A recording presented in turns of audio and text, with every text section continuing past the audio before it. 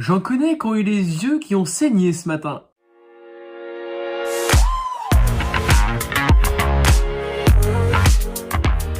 Allez, une vidéo qui n'était pas du tout prévue, la Crypto Team, mais on va se prendre un temps, étant donné qu'il y a une belle correction cette nuit, de savoir comment réagir à ça, comment avoir le bon comportement, la bonne attitude dans ce genre de situation. Première chose, voilà, le Bitcoin est passé en gros de 57 000 à 47 000 $, c'est-à-dire qu'il a fracassé la résistance qu'il y avait à 56 000, celle à 53 000 qui était très importante, et nous voilà autour de 47, il est même descendu à 42 dans la nuit. Bref, le marché évidemment a suivi exactement la même chose. On a pu voir qu'Ethereum a résisté de manière générale.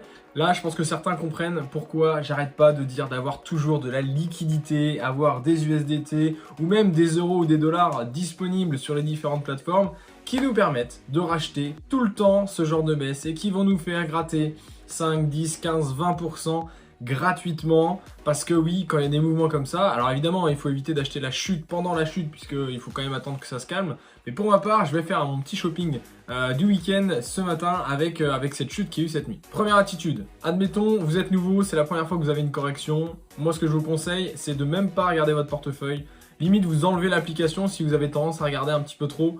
Vous vous détachez de tout ça et on se retrouve d'ici 3-4 jours et on voit un petit peu comment ça va se passer. Si vous êtes un ancien, je pense que maintenant vous êtes habitué au niveau des corrections, deux solutions pour vous. Soit vous avez de la liquidité et donc là à ce moment-là, il va falloir réfléchir à éventuellement se replacer sur les différentes crypto-monnaies que soit vous pouvez avoir, ou soit peut-être faire des choses très très basiques, mais simplement racheter peut-être un peu de Bitcoin, un peu d'Ethereum, une chose très très simple pour tout simplement optimiser votre liquidité et puis la ressortir peut-être quand le Bitcoin va revenir autour de 60 000, 65 000 ou Ethereum autour de 4 500, parce que oui, ça va arriver et faut arrêter de se dire ah, la crypto c'est mort. Il y a au moins 5-6 corrections par année de ce type là, donc on les connaît. Maintenant l'idée c'est d'avoir la bonne attitude en fonction. Il y a deux visions des choses, il y a les petits slips comme j'aime bien les appeler, les petits slips qui vont voir juste à la journée, qui vont dire waouh il y a une grosse chute, qu'est-ce qu'on fait machin et tout, et puis il y a les investisseurs qui vont prendre du recul et qui vont se dire ok d'accord, on voit bien que ça monte, oui il y a des mèches, oui il y a des bougies qui descendent, et alors c'est tout bête hein, pour ceux qui font un petit peu d'analyse graphique.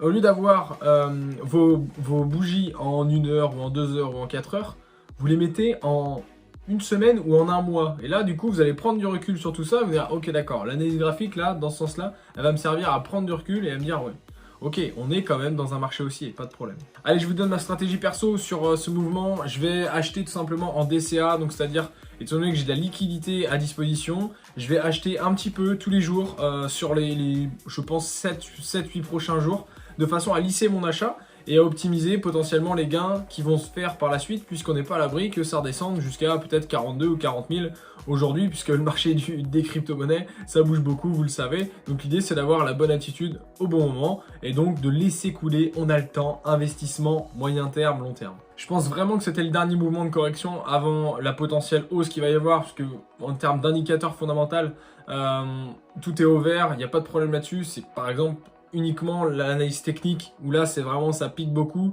On a aussi la corrélation avec le marché boursier qui lui est aussi en baisse actuellement.